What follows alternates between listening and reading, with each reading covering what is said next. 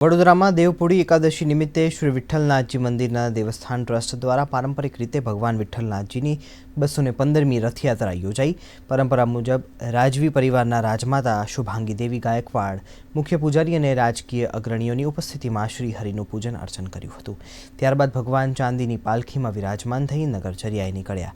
ભગવાન વિઠ્ઠલનાથજીની શોભાયાત્રામાં બેન્ડ, નાશિક ઢોલ, શહેનાઈ વાદનની સાથે ભજન મંડળીનો પણ સમાવેશ થયો। સાથે જ ભાજપના પ્રમુખ ડૉક્ટર વિજય શાહ અને કોંગ્રેસના પ્રમુખ ઋત્વિજ જોશી સહિત કાઉન્સિલરો યાત્રામાં જોડાયા હતા। હવે 4.5 મહિના સુધી ભગવાન વિઠ્ઠલનાથજીની નિજ મંદિરમાં રહેશે અને આજના દિવસ બાદ હિન્દુ ધર્મમાં આગામી 4.5 માસ દરમિયાન કોઈ પણ શુભ કાર્યો કરવામાં આવશે નહીં। પરિવારના પૂજન અર્ચન બાદ શહેરના રાજમાર્ગો પર ભક્તોને દર્શન આપવા માટે નીકળ્યો છે।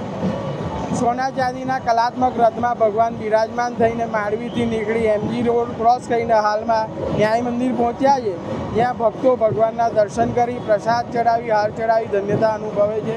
સાથે સાથે ભક્તો પણ ભગવાનનો રથ ખેંચી અને એક અનેરો આનંદ મેળવે છે।